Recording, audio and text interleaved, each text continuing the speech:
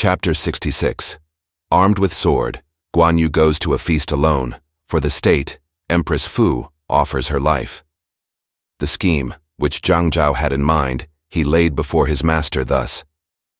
The one man upon whom Liu Bei relies most is Zhuge Liang. Now his brother is in your service and in your power.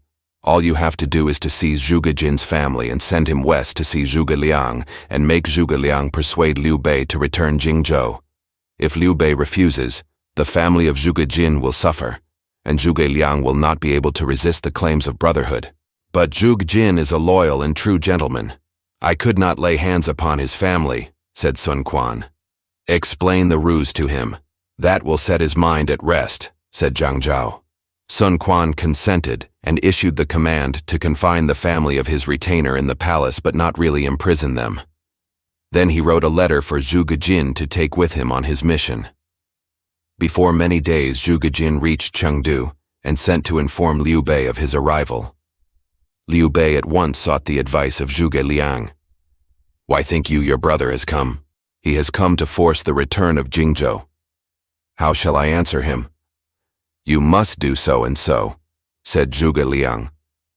The plan of action being prepared, Zhuge Liang went out of the city to welcome his brother. But instead of taking him to his own residence, Zhuge Liang took him to the guest house. When the greetings were over, the visitor suddenly lifted up his voice and wept. If you have any trouble, my brother, pray tell. Why do you weep thus? Asked Zhuge Liang. Alas, my family are lost, cried he. I suppose it is in the matter of the return of Jingzhou. If your family have been seized on my account, how can I bear it calmly? But do not be anxious, my brother. I shall certainly find some way out of the difficulty. This reply pleased Zhuge Jin, and the two brothers went to visit Liu Bei. The letter of Sun Quan was presented, but when Liu Bei had read it, he said angrily, He is related to me by marriage, and he has profited by my absence from Jingzhou to steal away his sister. That is a sort of kindliness I find it hard to bear. When I am just going to lead my army to the Southland to take vengeance, is it likely he will get Jingzhou out of me? At this point, Zhuge Liang prostrated himself weeping at his lord's feet and said, The Marquis of Wu has seized my brother's family, and he will put them all to death if the land be not given up. Can I remain alive if such a fate befall them? I pray my lord for my sake to give back the region and prevent any breach between my brother and me. But Liu Bei refused. He seemed obdurate, but Zhuge Liang persisted in his entreaty. Finally, Liu Bei reluctantly consented. Since things are so, and the instructor pleads for it, I will return half, said he. I will give up 3 territories, Changsha, Lingling, and Guiyang. Then, as you have consented, prepare letters ordering Guan Yu to yield these 3 territories, said Zhuge Jin. Liu Bei said, When you see my brother, you must use most gracious words to him, for his nature is as a fierce fire, and even I fear what he may do. So be very careful. Zhuge Jin, having got the letter, took his leave and went straightway to Jingzhou. He asked for an interview and was received in the grand reception hall.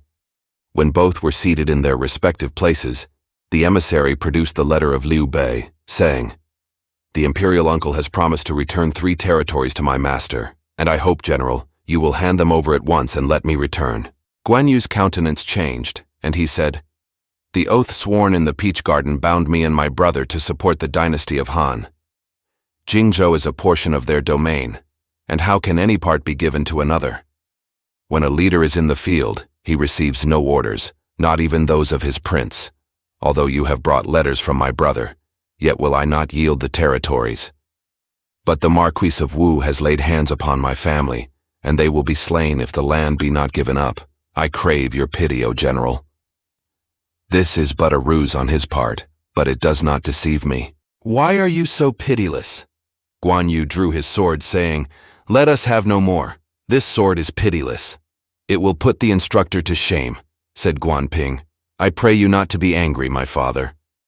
Were it not for my respect for the instructor, you would never go back to the Southland, said Guan Yu to Zhuge Jin. Zhuge Jin, overwhelmed with shame, took his leave, sought his ship, and hastily returned to Chengdu to see his brother. But Zhuge Liang had gone away upon a journey. However, he saw Liu Bei and related what had happened, and said that Guan Yu was going to slay him. "My brother is hasty," said Liu Bei. "It is difficult to argue with him, but return home for the present, and when I have finished my conquest of Hanzhong, I will transfer Guan Yu to another post, and then I may be able to return Jingzhou." Zhuge Jin had no choice but to accept this reply and carry the unsatisfactory news to his master. Sun Quan was greatly annoyed and said, "This running to and fro was nothing more than one of your brother's tricks." The unhappy messenger denied, saying, "No, no, Zhuge Liang had interceded with many tears and obtained the promise to return 3 territories from Liu Bei. It was the obstinacy of Guan Yu that spoiled all. Since Liu Bei said he would return 3 territories, we may send officials to take over their administration." "Think you that might be done?" said Sun Quan. "What you say, my lord, seems most proper." The family of Zhuge Jin were restored to liberty, and officers were sent to take charge of the 3 territories of Changsha, Lingling, and Guiyang. But they quickly returned, saying, "Guan Yu would have none of us, but had chased us away at once with threats to kill us if we did not hasten." Sun Quan then summoned Lu Su and laid the blame on him. "You are Liu Bei's guarantor in this matter. How can you sit quietly looking on while Liu Bei fails to perform his contract?" said Sun Quan. "I have thought out a plan and was just going to impart it to you," said Lu Su. "And what is your plan?" Lu Su said, "There is a camp at Luku. Invite Guan Yu to a banquet there and try to persuade him. If he still remains obstinate, have some assassins ready to slay him. Should he refuses the banquet, then we must try conclusions with an army." "This suits me," said Sun Quan, "and it shall be done." "It should not be done," interrupted Kanze. "The man is as bold as a tiger, and not at all like common humans. The plan will fail and result in more harm." "Then when may I expect to get my Jingzhou?" asked Sun Quan angrily. Sun Quan ordered Lu Su to carry out his plan, and Lu Su went to Luku forthwith and settled the preliminaries of the banquet with Lu Ming and Gan Ning. The place selected was by the river. Then Lu Su wrote a letter and found a persuasive person to deliver it. The messenger set out and sailed across the river to the post, where he was received by Guan Ping, who conducted him to his father. "As Lu Su invites me, I will come tomorrow." "You may return," was Guan Yu's reply. After the messenger had gone, Guan Ping said to his father, "Why did you promise to go?" "I think Lu Su means you no good." "Do you think I do not know? This has all come out of my refusal to yield those 3 territories. They are going to try coercion at this banquet. If I refuse, they will think I fear them. I will go tomorrow in a small ship with just my 10 personal guards, and we shall see whether Lu Su will dare to come near me." "But father, why risk your priceless self in the very den of a tiger? I think you are not giving due importance to my uncle's charge. I have been in the midst of 1,000,000 blades and arrows, yet I have been riding through it like traveling through a meadow of no one. Think you that I shall begin to show fear of a few such rats as those?" Nor was the son alone in remonstrance. Ma Liang also warned his chief. "Although Lu Su has a great repute, yet now he is pushed hard. He certainly is badly disposed toward you, and you must be careful, General." Guan Yu replied, "I have given my word, and shall I withdraw from it?" In the days of the warring states, Liu Xiangru of the state of Zhao had not the force even to bind a chicken. Yet in the assembly at Shangqi Lake, he regarded not the prince and the ministers of the powerful state of Qin, but did his duty without fear of consequences. Have I not learned to face any number of foes? I cannot break my promise. "If you must go," said Ma Liang, "at least go prepared. Tell my son to choose out 10 fast ships and 500 of good marines and be in readiness to help me at need. And when he sees a red flag waved, he can come over to my aid." The order was given, and the little squadron was got ready. The messenger returned to his master and told him that Guan Yu had boldly accepted the invitation, and Lu Su and Lu Meng took counsel together.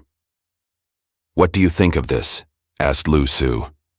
"If Guan Yu comes with a force, Gan Ning and I will be in readiness for him by the riverside, and you will hear our bomb as a signal that we are attacking. If he has no force with him, the assassins can set on during the banquet."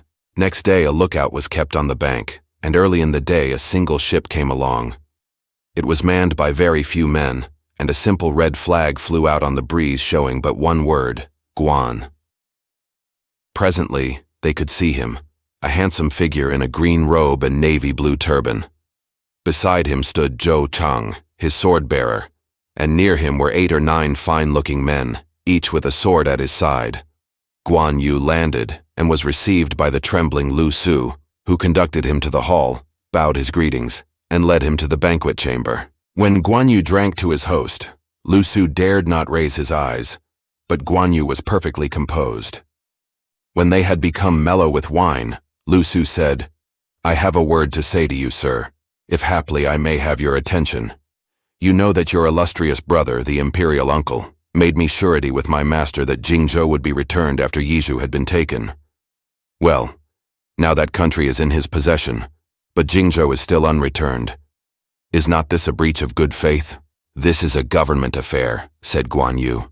"Such matters should not be introduced at a banquet.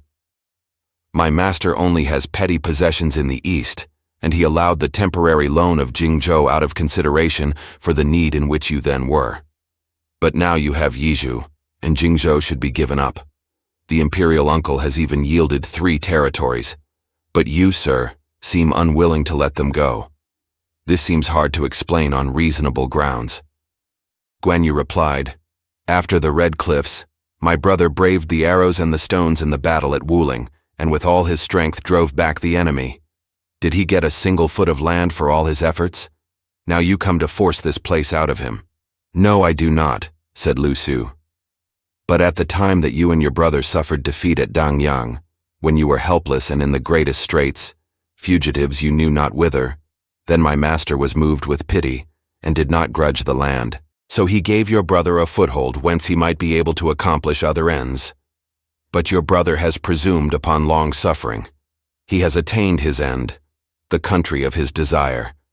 And still he occupies Jingzhou. Such greed and such treachery will make the whole world laugh him to shame, as you know quite well. All that is no affair of mine. It is my brother's. I cannot yield the land. I know that by the oath in the peach garden you 3 were to live or die together, but your brother has consented to yield. How are you going to get out of that?" Before Guan Yu could reply, however, Zhou Chang burst into the conversation, roaring out, "Only the virtuous get hold of territory. Does that mean only you people of East Wu?" Guan Yu's anger now showed itself. His face changed. He rose in his place, took his sword from his sword-bearer, and said fiercely, "How dare you talk like this at a discussion of state matters? Go, and go quickly." Zhou Kang understood. He left the hall, made his way to the river, and waved the red call flag. The ships of Guanping darted across like arrows and were ready for action. The mighty sword in his right hand, Guan Yu laid hold of Lu Su with his left, and simulating intoxication said, "You have kindly invited me today, sir, but do not say anything about Jingzhou, for I am so drunk that I may forget our old friendship. Some other day I hope to invite you to Jingzhou, and then we will talk about that matter." Poor Lu Su's soul almost left his body with fright as he was led down to the riverbank in the grip of his guest. Lu Meng and Gan Ning, who Lu Su had placed in ambush, dared not act, and so made no move, lest they should bring about the doom of Lu Su. When they got to the bank, Guan Yu released his host, got on board, and then said farewell. Lu Su stood dumbfounded, staring at the ship, while a fair breeze bore it quickly out of sight. This episode has been commemorated in verse. He showed his contempt for the soldiers of Wu by going alone to their traitor feast. As Liu Shangru of old, he was much bolder, as the Shengqi Lake game was played again. Guan Yu took his homeward way, while Lu Su and his 2 confederates talked over what had occurred. "What can be done now?" said Lu Su. "The only thing is to tell our master and let him send an army," replied Lu Meng. Lu Su sent a messenger to Sun Quan, who, in his wrath, was for sending every available soldier at once against Jingzhou. But at this crisis there came news that Cao Cao was raising a huge army with the intention of attacking the Southland. So hasty orders were sent to Lu Su to make no move, but to send all the troops he could toward Hefei and Rukshu in the north to repel Cao Cao. However, Cao Cao did not march south. One of his military advisors, Fu Gan, sent in a memorial against the scheme. I, Fugan, understand that inspiring fear is the chief consideration in war, as inculcating virtue is in government. These two combined in one person fit him to be a prince. Formerly, in the days of disturbance, you, illustrious sir, attacked the rebels and restored tranquility almost everywhere, the only regions unsubdued and not under your control being Wu and Shu. The former of these is protected by the great river, the latter secured by its mountains, and both difficult to conquer by force of arms. My humble opinion is that it is more fitting to increase the authority of civil government, to lay aside arms and wrest weapons, to cease from war and train your soldiers until the times shall be favorable. If your mighty legions be now sent to camp on the riverbank, and the rebels should take refuge behind their natural defenses, your soldiers will be unable to prove their prowess, and should extraordinary strategies be planned, the rebels will not be available. In such a case your high prestige would be impaired. I trust, illustrious sir, you will deign to examine this. After reading this, Cao Cao ceased to think of an expedition against the south. Instead, he established schools and set himself to attract people of ability. About the same time, 4 of his officers, Wang Kan, Du Shi, Wei Kai, and He He, conceived the idea of getting for Cao Cao the honor of Prince of Wei. But Xun Yu opposed this course, saying, "The Prime Minister's rank is already that of Duke, and he has received the additional honor of the 9 dignities, so that his position is extremely high. If he advances to the rank of kingship, it will be inconsistent with reasonableness." But Cao Cao was annoyed at this opposition and said, "Does the man wish to emulate Xun Yu?" When Xun Yu heard of Cao Cao's anger, he was grieved and fell ill, so that in a few days he died. He was 58 years of age. Cao Cao had his remains interred honorably, and he stayed his ambition for princely rank. But there came a day when Cao Cao entered the palace wearing his sword and made his way to the apartment where the emperor and the empress were seated. The empress rose in a fright, and the emperor gazed at his minister in terror. Sun Quan and Liu Bei have each seized a portion of the empire and no longer respect the court. What is to be done? To this abrupt speech, the emperor replied, "The matter lies within your province." Cao Cao answered angrily, "If such a remark be known outside, they will say I treat my prince without respect." "If you will help me, I shall be most happy," said His Majesty. "If not, then I trust to your kindness to let me alone." At this, Cao Cao glared at the emperor and went out full of resentment. The courtiers said, "It is said that the Duke of Wei desires to become Prince of Wei, and soon he will aspire to the throne." Both the emperor and his consort wept. Presently, Her Majesty said, "My father, Fu Wan, has long nourished a desire to slay this man. Now I will indite a secret letter to my father to accomplish his end. Remember the former attempt with Dongcheng. The plot was discovered and great misery ensued. I fear that this will leak out also, and both of us will be undone." Said the Empress, "We pass our days in constant discomfort, like sitting on a rug full of needles. If life is to be like this, one were better dead. But I know one loyal man among the attendants to whom I may entrust the letter. That one is Mu Shun, and he will deliver it." Thereupon Empress Fu summoned Mu Shun within, and having sent away all others, they told their distress to the faithful one. Emperor Xian said, "That fellow Cao Cao desires the dignity of a prince, and soon he will aspire to the throne itself. I, the emperor, wish to order the father of my consort to make away with the man. But the difficulty is that all the courtiers are his creatures, and there is none whom I can trust save yourself. I desire you to convey this secret letter to Fu Wan. I know your loyalty, and am sure you will prove no betrayer. I am the recipient of much graciousness, for which not even death would prove my gratitude. Thy servant prays that he may be allowed to undertake this." The letter was given to Mu Shun, who hid it in his hair, made his way out of the precincts and handed it to its owner.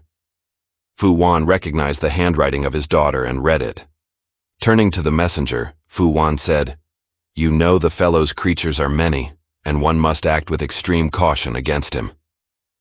Unless we have the aid of Sun Quan's and Liu Bei's armies, Cao Cao will certainly attain his ends. In this matter, We must gain the support of every loyal and faithful one in the court, so that within and without there may be a simultaneous attack. Then, O father of the Empress, write a letter in reply asking for a secret edict, so that we may send to the south and the west to join in the attack."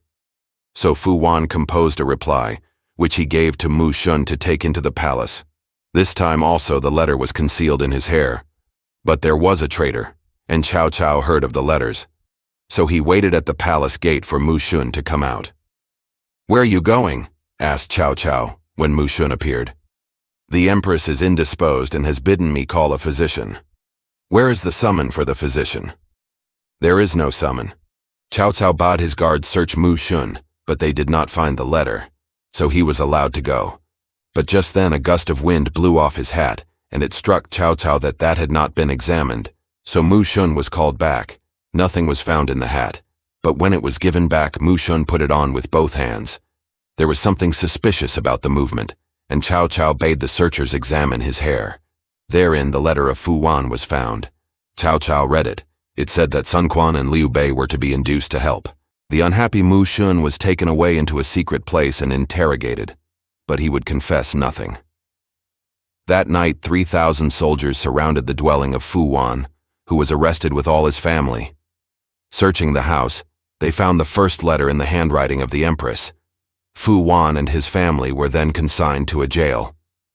At dawn, a party of imperial guards, under Qi Lu, bearing ensigns of authority, entered the Forbidden City with orders to take away the seal of the Empress. On the way they met the Emperor, who asked the reason for a company of armed guards being in the palace. "I have orders from the Duke of Wei to get the Empress's seal," said Qi Lu. The Emperor grew alarmed. When Qi Lu reached the apartments of the Empress, she had just risen. Qi Lu ordered to take the seal of the Empress and went away. As soon as the Empress knew of this, she recognized her danger and hid herself in the hollow walls of her private apartments behind one of the ceremonial halls. She had not been long in hiding when Hua Xin with a company of 500 armed soldiers appeared and asked where she was. The palace people said they did not know. The red doors of the hall were burst open, and Hua Xin looked in, but he saw no lady there. It occurred to him where she might be hidden, and he ordered his men to break open the wall. With his own hands he laid hold of the lady's hair and dragged her forth. "Spare my life," pleaded she. "You may say what you have to say to the Duke," cried he. She pulled down her hair and kicked off her shoes, but a couple of soldiers pushed her along in front of them outside. It may be said here that this Hua Xin had a reputation for learning. He and two others, Bing Yuan and Guan Ning, all good friends, made a little coterie which was known as the Dragon. Hua Xin was the head, Bing Yuan the belly, and Guan Ning the tail. One day, Guan Ning and Hua Xin were hoeing in their garden to grow some vegetables when they turned up an ingot of gold. Guan Ning went on with his labors without giving a second glance at the find, but Hua Xin picked it up. After regarding it a moment, he threw it away again. Another day, Guan Ning and Hua Xin were reading together when there arose a great shouting outside the window of the study. A minister from the palace was passing. Guan Ning took no notice, but kept his eyes on his book. Hua Xin rose and went to the window. For this, Guan Ning despised his companion, and the two parted for good. Some time after, in the disturbance of the empire, Guan Ning fled into Liaodong, where he led the life of hermit. He wore a white cap and lived in the upper part of a house, never touching the ground with his feet. He would have nothing to do with Cao Cao and would not enter his service. But Hua Xin led a totally different life. For a time he was with Sun Quan, then he went over to Cao Cao and served him. And here he is, found actually laying hands upon the Empress. His conduct in this particular is the subject of a poem. That was a dastardly thing that Hua Xin did, when he broke down the wall where the Empress hid and dragged her forth by the hair. He lent his aid to a foul, foul crime, and execrations throughout all time have been, and shall be, his share. A poet also wrote concerning Guan Ning. East of Liaodong, so stories tell, is Guan Ning's tower, where long he dwelt. Ignoble wealth was Hua Xin's quest, the hermit's simple life was best. As Hua Xin hurried the unhappy woman out of the hall, the emperor saw her. He went over and clasped her to his bosom, weeping. Hua Xin tried to force her onward, saying, The Duke of Wei ordered no delay. "My doom is sealed," wept the Empress. "And I know not when my turn will come," sighed the Emperor. The soldiers hustled the Empress onward, leaving His Majesty beating his breast in despair. "Can it be that such things happen in the world?" cried the Emperor to Qi Lu, who stood by. And the Emperor swooned. Qi Lu made the courtiers pick him up and they bore him into the palace. Meanwhile, the unhappy Empress had been taken before Cao Cao. "I have dealt well with you," said he angrily, "and you requited me by plotting my murder. It is the death of one of us, I see." He ordered the executioners to beat her till she died. After this, he went into the palace, seized her 2 sons, and had them poisoned. In the evening of the same day, the whole households of Mu Shun and Fu Wan were put to death publicly. Such terrible deeds spread terror everywhere. They happened in the 11th month of the 19th year of rebuilt tranquility, AD 214. As Cao Cao stands first in cruelty, so stands Fu Wan in loyalty. A married pair of low estate had not been torn apart by fate. The Emperor grieved bitterly over the loss of his consort, and in his despair refused all food. Cao Cao did not wish him to die of starvation and loneliness, so he proposed his own daughter as consort. "Be not sad," said Cao Cao. "Thy servant is no rebel. My daughter is already in your palace as a secondary lady. She is wise and dutiful, fit to be your consort and occupy the first rank." Emperor Xian dared not refuse, and therefore at the new year, AD 215, in the time of the festivities, Lady Cao's name was inscribed on the dynastic rolls as Empress, and no one of the courtiers dared protest. Wherefore Cao Cao became even more powerful, but it pleased him not to have rivals in the land, so he again thought of subduing Liu Bei and Sun Quan. Jia Shu proposed, saying, "Xiahou Dun and Cao Ren, who are serving on the frontiers, should be called to give their advice." They were sent for, and Cao Ren was the first to arrive. As a relative, he felt he had the right to see the great minister without delay, and went directly to the palace. But it happened that Cao Cao had been drinking heavily, and his faithful henchman, Shu Chu, would not admit the new arrival. "I am of the family," said Cao Ren, angry at the hindrance. "Dare you stop me? General, you may be a relative, but here you are but an officer from the frontier. I am of little account, but a duty lies on me here in the palace. Our lord is overcome with wine and asleep, and I dare not allow you to enter." The refusal came to Cao Cao's knowledge, and he commended the loyalty of Shu Chu. Soon after, Xiahou Dun came and was called to the council. Xiahou Dun gave his opinion, saying, "The 2 rivals should be left until Zhang of Hanzhong has been subdued. The great army that can overcome Zhang will be in condition to attack the West Riverland, and it will be conquered without difficulty." The advice coincided with Cao Cao's own idea, and so he prepared an expedition for the West. What happened will be told in later chapters. Thanks for watching. Please like the video and subscribe to the channel for more excellent content.